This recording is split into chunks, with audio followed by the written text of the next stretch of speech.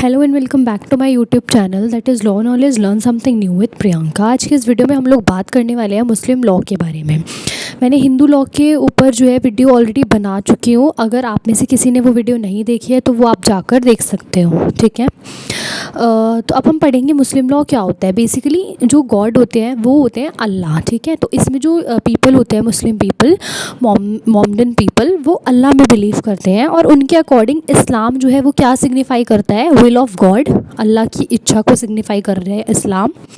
Piece, शांति को कर रहा है, प्योरिटी को, सेलिब्रेशन को और ओबीडियंस को, ठीक है। अब जैसे हमने उसमें पढ़ा था हु इज़ अ हिंदू, सबसे पहले डेफिनेशन हम यही पढ़ते हैं। तो सेम चीज़ हम यहाँ पर भी यही पढ़ेंगे सबसे पहले कि हु इज़ अ मुस्लिम, मुस्लिम कौन होते हैं। मुस्लिम बाय बर्थ, जो या तो बाय बर्थ मतलब बचपन से ही मुस्लिम पैदा हुए थे वो, जिनके जो कि किस में बिलीव करते हैं, who believes in prophet Muhammad, उनको क्या बोला जाएगा, मुस्लिम्स। और दूसरे कौन होते हैं, मुस्लिम बाय कन्वर्जन, मतलब जिन्होंने कन्वर्ट कर लिया खुद को, ठीक है, तो वो भी हमारे मुस्लिम्स माने जाते हैं। उसके बाद आते हैं sources of Muslim law. Muslim law के क्या सोर्सेज हैं, 3 सोर्सेज हैं, एशियंट, मॉडर्न और कस्टमरी। एशियंट सोर्स में हमारे क्या क्या है, कुरान। कुरान जो है वो वर्ड्स ऑफ गॉड है, मतलब बुक, हमारी वो होली बुक का जो नाम है वो कुरान होता है। सुन्ना, कियास, इजमा, ये हमारे एशियंट सोर्सेज हैं। मॉडर्न सोर्सेज कौन कौन से हैं, इस्ती हसन, इस्ती सलान, इज्तेदार, तकलीद, फतवा। सॉरी अगर मैं कोई प्रोनाउंसिएशन गलत कर रही हूँ। कस्टमरी होते हैं हमारे कॉन्टिन्यूस, सर्टेन, यूनिफॉर्म, रीजनेबल और एशियंट, ठीक है। उसके बाद हमारे स्कूल्स ऑफ मुस्लिम लॉ आते हैं। इसमें भी 3 स्कूल्स हैं, क्या क्या, एशियंट स्कूल, मॉडर्न स्कूल और अदर स्कूल्स। मॉडर्न स्कूल्स में हमारे कौन कौन से आते हैं, शिया और सुन्नी, सुना ही होगा आपने ये शिया और सुन्नी नाम, ठीक है। और अदर स्कूल्स में कौन कौन से आते हैं, हमारे इबादी स्कूल और अहमदिया स्कूल। मैं फिर से वही बोल रही हूँ कि सॉरी अगर मैं कुछ गलत प्रोनाउंस कर रही हूँ तो, ठीक है। उसके बाद सुन्नी में हमारा आते हैं Hanafi school, Maliki school, Shafi, Hanbal. और शिया में आते हैं इतना, अशरिया स्कूल, इस्लामिस्ली स्कूल और जैदीज़ स्कूल, ठीक है। हनाफी स्कूल किसने लिखा था, कौन थे उसके ऑथर, अबू हनाफा। मलीकी के कौन थे, मलीकी बिन अनस। और शफ़ी के कौन थे, एन दिन, ठीक है। तो ये हमारे क्या थे, स्कूल्स ऑफ मुस्लिम लॉ, मतलब मुस्लिम लॉ कहाँ कहाँ से आया है, ठीक है।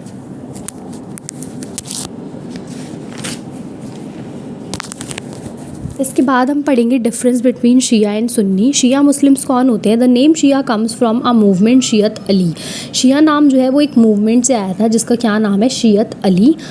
Second, those who believe in the prophet cousins and son in law Ali become as Shia, मतलब जो शिया मुस्लिम्स होते हैं वो प्रॉफिट मोहम्मद में बिलीव मतलब करते हैं, उनके कंपेनियन में बिलीव नहीं करते, वो बिलीव करते हैं प्रॉफिट के कज़न में और प्रॉफिट्स के सन इन लॉ में, जिनका नाम क्या था, अली, और वो कौन माने जाते हैं, शिया माने जाते हैं, ठीक है। Third, Shia school of jurisprudence is the Zafari and Imami school named Twellers, Islamis and Zaydis, ठीक है। उसके बाद ये स्कूल्स लिखे हुए हैं, जूरिस्प्रूडेंस स्कूल लिखे हैं शिया के। उसके बाद है Shia Muslim make up to 15 to 20% of Muslim population globally, मतलब कि ग्लोबल में, वर्ल्ड में शिया मुस्लिम जो है वो 15 से 20% लोग ही हैं सिर्फ। No witness required in marriage, Shia को मैरिज में कोई विटनेस की रिक्वायरमेंट नहीं पड़ती।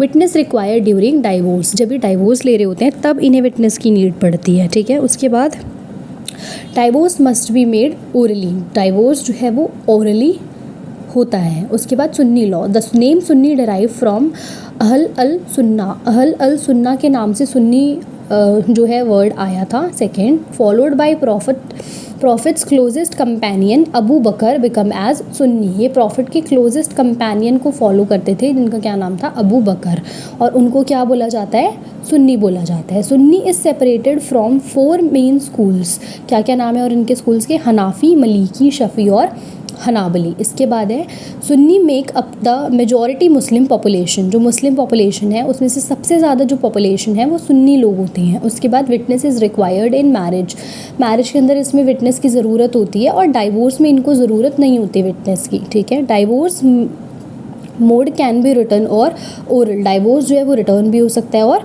ओरल भी हो सकता है। अब हमने एसेंशियल्स ऑफ मुस्लिम मैरिज पढ़ेंगे, मुस्लिम मैरिज के लिए क्या क्या एसेंशियल्स होते हैं।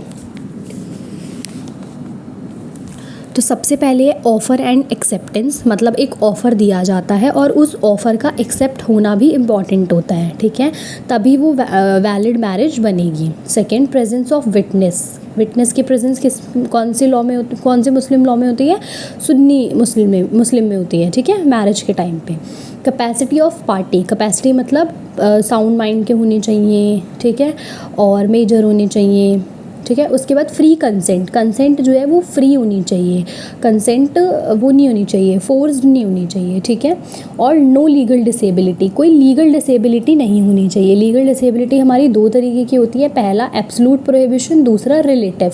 एब्सोल्यूट प्रोहिबिशन में दो चीज़ वो आती हैं, जिसमें एक तो प्रोहिबिटेड डिग्री ऑफ रिलेशनशिप होता है कि प्रोहिबिटेड डिग्री के साथ आप मैरिज नहीं कर सकते, जैसे हमने हिंदू लॉ में भी पढ़ी थी प्रोहिबिटेड डिग्री, अगर आपको याद हो तो, ठीक है। और कंसेंग्विनिटी, एफिनिटी, फॉस्टरेज, ठीक है, मतलब वही होते हैं, ये भी भाई बहन और ये सारे लोग सेम प्रोहिबिटेड डिग्री के अंदर आते हैं। उसके बाद पॉलीएंड्री, पॉलीएंड्री होती है जब एक फ़ीमेल एक टाइम पे एक से ज़्यादा हस्बैंड के साथ शादी करती है, एक से ज़्यादा मेल के साथ शादी करती है, तो वो पॉलीएंड्री बन जाते हैं। तो ऐसी मैरिजेस पे एब्सोल्यूट प्रोहिबिशन है। उसके बाद है रिलेटिव। रिलेटिव में क्या है? अनलॉफुल कंजंक्शन, अनलॉफुल कंजंक्शन नहीं होनी चाहिए। Marriage with fifth wife, fifth wife के साथ मैरिज करना भी अलाउड नहीं है। ओनली 4 मैरिजेस अलाउड, फिफ्थ वाली मैरिज अलाउड नहीं होती है। नेक्स्ट इज़ नो विटनेस, अगर कोई विटनेस नहीं है तो भी जो है क्या हो जाएगी, जो मैरिज है वो एसेंशियल नहीं मानी जाती, वैलिड नहीं मानी जाती। उसके बाद मैरिज ड्यूरिंग इब्दत पीरियड, अगर इब्दत पीरियड में शादी होती है तो वो शादी जो है वो इरेगुलर शादी मानी जाती है, ठीक है, वो शादी भी हमारी वैलिड शादी नहीं मानी जाती।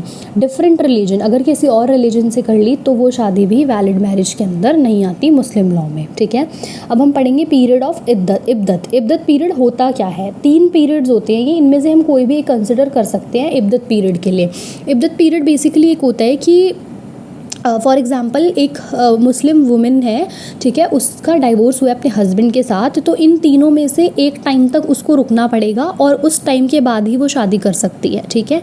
कौन कौन से टाइम होते हैं वो? पहला, termination of marriage by divorce, अगर डाइवोर्स हुआ है, ठीक है, टर्मिनेट हो गई है शादी डाइवोर्स की फॉर्म में, तो उसको कब रुकना पड़ेगा? 3 ल्यूनार मंथ्स या फिर 3 मेंस्ट्रुअल मंथ, उसको 3 मेंस्ट्रुअल मंथ तक रुकना पड़ेगा, तभी वो दूसरी शादी कर सकती है। अगर वो नहीं रुकी तो वो दूसरी शादी नहीं कर सकती। नेक्स्ट इज़ विडो, अगर वो विडो है, ठीक है, उसके हस्बैंड नहीं है, उसके हस्बैंड की डेथ हो गई है, तो उसको कितना टाइम वेट करना पड़ेगा? 4 month and 10 days. Next, women is pregnant, अगर वो वुमेन जो है वो मुस्लिम वुमेन प्रेग्नेंट है तो उसको कितने दिन के बाद शादी करनी पड़ेगी? टिल द डिलीवरी, जब तक उसकी डिलीवरी नहीं हो जाती तब तक वो शादी नहीं कर सकती। अगर उसने शादी कर ली तो ऐसी शादी जो होती है वो इर्रेगुलर मानी जाती है, ठीक है। मैरिज ड्यूरिंग इद्दत पीरियड, सुन्नी लॉ में ये शादी नॉट वैलिड, जो कि इर्रेगुलर होती है, और शिया लॉ में वॉइड मानी जाती हैं, ठीक है, ये शादी बिल्कुल वॉइड मानी जाती हैं, ठीक है। और अगर क्वेश्चन पेपर में आएगा इर्रेगुलर, वॉइड, वैलिड और ये, तो आपको हमेशा इर्रेगुलर पे टिक करना है, ठीक है। उसके बाद नेक्स्ट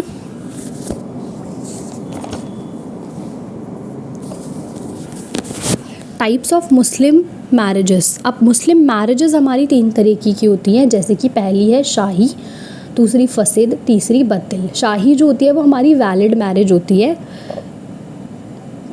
फसीद मैरिज जो होती है वो इर्रेगुलर मैरिज होती है, और बातिल मैरिज जो होती है वो वॉइड होती है। मुत्ता मैरिज जो होती है वो शिया में अलाउड होती है, जिसमें क्या होता है, पीरियड ऑफ कोहेबिशन फिक्स्ड होता है पहले से ही, डावर कितना मिलेगा वो भी फिक्स्ड होता है। No right of inheritance, inheritance का कोई राइट नहीं होता। No maintenance to wife, wife को भी मेंटेनेंस नहीं मिलती है। चिल्ड्रन ऑफ मुत्ता मैरिज आर लेजिटिमेट, चिल्ड्रन जो होते हैं उनको लेजिटिमेट ही माना जाता है। अब है फसीद मैरिज और इर्रेगुलर मैरिज। नो विटनेस, अगर विटनेस नहीं है तो मैरिज फसीद होगी, मतलब कि इर्रेगुलर होगी। फिफ्थ वाइफ है तो वो भी इर्रेगुलर होगी। वुमेन अंडर इद्दत पीरियड, इद्दत पीरियड के अंदर अगर वुमेन आ रही है तो वो भी इर्रेगुलर मानी जाती है। अनलॉफुल कंजंक्शन है तब भी, और फायर वर्शिपर है तब भी वो मैरिज जो है वो इर्रेगुलर मानी जाती है, ठीक है। अब वॉइड, जो बिल्कुल ज़ीरो होती है, नल एंड वॉइड होती हैं, वो कौन सी होती हैं? फोर्स्ड और विदाउट कंसेंट वाली मैरिज नल एंड वॉइड मानी जाती हैं। पॉलीएंड्री, एक से ज़्यादा हस्बैंड रखना, वो भी वॉइड मानी जाती है। कॉन्सेंग्विनिटी, एफिनिटी और फॉस्टरेज, ये हमारे ब्लड रिलेशन टाइप की होती है, तो ये मैरिजेस भी हमारी वॉइड मानी जाती हैं। उसके बाद है कंसिडरेशन उसके बाद है डावर, जिसको हम मेहर भी बोलते हैं, और ये किसको दी जाती है, वुमेन को दी जाती है। ये एक अमाउंट ऑफ कंसिडरेशन होता है जो कि हस्बैंड अपनी वाइफ को देता है, होने वाली वाइफ को देता है, ठीक है। मेहर ए मुसम्मा और मेहर ए मिसल। मेहर ए मुसम्मा हमारी स्पेसिफाइड वो होती है डावर, जो पहले से फिक्स होती है, सर्टेन लिमिट होती है एक, ठीक है। और मेहर ए मिसल हमारी अनस्पेसिफाइड होती है, ये पहले से फिक्स नहीं होती है, ठीक है। इसमें स्पेसिफाइड में प्रॉम्प्ट और डेफर्ड, पहले से ही प्रॉम्प्ट मतलब इमिडिएटली मिल जाती है, उसके बाद डेफर्ड जो होती है वो डिसोल्यूशन के टाइम पे मिलती है, जब मैरिज डिसॉल्व हो रही होती है तब ये डेफर्ड वाली मिल रही होती है। अब इसमें वाई मेहर और डावर गिवन क्यों दी जाती है, टोकन ऑफ लव के रूप में, मार्क ऑफ रिस्पेक्ट, एक रिस्पेक्ट की तरह होती है ये, ऑब्लिगेशन ऑफ हस्बैंड की ऑब्लिगेशन होती है, और सब्सिस्टेंस टू वाइफ को ये सब्सिस्टेंस मिलती है, ठीक है। उसके बाद नेक्स्ट है तलाक। अब है तलाक में क्या चाहिए हमारे पास, मैरिज के लिए सुन्नी लॉ में वो चाहिए और तलाक के लिए सुन्नी लॉ में नहीं चाहिए, और तलाक के लिए शिया लॉ में चाहिए लेकिन मैरिज के लिए शिया लॉ में नहीं चाहिए, ये बात आप ये ध्यान रखना। मैरिज के लिए क्या चाहिए, दोनों में सेम विटनेसेस की ज़रूरत होती है, 2 मेल होने चाहिए या फिर 1 मेल हो और 2 फीमेल हो। मैरिज के लिए होता है ये किसमें, सुन्नी लॉ में। और शिया लॉ में क्या होता है, तलाक के लिए सेम चीज़ होती है, या तो 2 मेल हों या फिर 1 मेल और 2 फीमेल हों। Must be oral in Arabic words, Arabic word में ओरल भी हो सकता है ये, ठीक है। उसके बाद टाइप्स ऑफ तलाक, हमारे 2 तरीके के तलाक होते हैं, एक तो एक्स्ट्रा जुडिशियल होते हैं जो कि कोर्ट रूम से बाहर किए जाते हैं, और एक जुडिशियल होते हैं जो कि बाय कोर्ट होते हैं, कोर्ट के द्वारा करे जाते हैं। एक्स्ट्रा जुडिशियल में हमारा बाय हस्बैंड आता है, बाय वाइफ आता है और बाय म्यूचुअल कंसेंट आता है। बाय हस्बैंड में हमारे 3 तरह के तलाक आते हैं। पहला आता है इला होता है husband on oath patent wife sexual obligation की, वो रिस्ट्रिक्ट कर देता है ऑब्लिगेशन परफॉर्म करने से, ठीक है। उसके बाद है ज़िहर क्या होता है हमारा, कंपेयर अ सिस्टर, मतलब कि वो अपनी वाइफ को एक ऐसी प्रोहिबिटेड रिलेशनशिप से कंपेयर कर लेता है। फॉर एग्जांपल वो अपनी वाइफ को सिस्टर की तरह देखने लग जाए, ठीक है, तो डाइवोर्स माना जाता है ये भी। और उसके बाद थर्ड फॉर्म आती है तलाक की भी 2 फॉर्म होती है, एक होता है तलाक सुन्नत, एक होता है तलाक बिद्दत। तलाक बिद्दत हमारा ट्रिपल तलाक हुआ करता था जो कि अब वॉइड हो चुका है, अब हट चुका है, ठीक है। उसके बाद हमारा तलाक सुन्नत आता है। तलाक सुन्नत जो है ये मोस्ट अप्रूव्ड मेथड माना जाता है डाइवोर्स का। इसमें 2 तरीके के तलाक होते हैं, पहला होता है तलाक हसन जो मोस्ट अप्रूव्ड तलाक माना जाता है, और दूसरा होता है तलाक अहसन। पहला होता है अहसन, दूसरा होता है हसन, ठीक है। ये वाला हमारा गुड फॉर्म माना जाता है। ये भी इसमें क्या करना होता है, 3 टाइम प्रोनाउंसमेंट करनी होती है तलाक वर्ड को ओवर द 3 कॉन्जिक्यूटिव पीरियड, 3 अलग अलग पीरियड में। फॉर एग्जांपल फिक्स कर ली जाती है एक डेट कि फॉर एग्जांपल हर महीने की 3 महीने की हर 3 महीने को 15 तारीख को आप आके तलाक वर्ड बोलोगे। तो पहला तलाक आप 15 जनवरी को बोलोगे, दूसरा तलाक वर्ड आप फरवरी में बोलोगे 15, और उसके बाद तीसरा वाला तलाक जो है वो आप मार्च में बोलोगे 15 मार्च को, ठीक है। तो ये होता है हमारा तलाक हसन। उसके बाद है बाय वाइफ भी तलाक दे सकती है। वाइफ 3 तरीके से दे सकती है। पहला तलाक तफवीज़, जिसमें हस्बैंड जो है वो वाइफ को एम्पावर करता है कि भाई तुम मुझे तलाक दे दो, ठीक है, मैं तुम्हें राइट दे रहा हूँ इस चीज़ का। फिर होती है लियान क्या होता है, जिसमें हस्बैंड जो है वो फॉल्सली अक्यूज्ड करता है अपनी वाइफ को for the offence of adultery. वो बोलता है कि भाई मेरी वाइफ जो है वो अडल्ट्री कमिट कर रही है, ठीक है, झूठा इल्ज़ाम लगाता है अपनी वाइफ के ऊपर। उसके बाद आता है dissolution of Muslim marriage act. Muslim marriage act के अंदर जो प्रोविजंस लिखे हैं उसके अकॉर्डिंग भी जो वुमेन है वो तलाक ले सकती है। उसके बाद आता है उसके बाद आता है by mutual consent. Mutual consent में 2 तरीके से तलाक होता है, पहला है खुला, दूसरा है मुबारत। खुला में क्या होता है, खुला में वाइफ कुछ कंसिडरेशन देती है अपने हस्बैंड को तलाक लेने के लिए, और मुबारत में क्या होता है कि दोनों अपनी मर्ज़ी से देते हैं, भाई म्यूचुअल कंसेंट होता है ये, ठीक है। हमने तलाक पढ़ लिया है और आई होप आपको इतना समझ में आ गया होगा। इसकी एक और वीडियो लेकर आऊँगी मैं जिसमें हम पूरा मुस्लिम लॉ कवर कर लेंगे। ये वाला पार्ट 1 है, ठीक है। अगर आपको नोट्स चाहिए या फिर कुछ भी नीड हो तो please let me know in the comment section. Thank you for watching.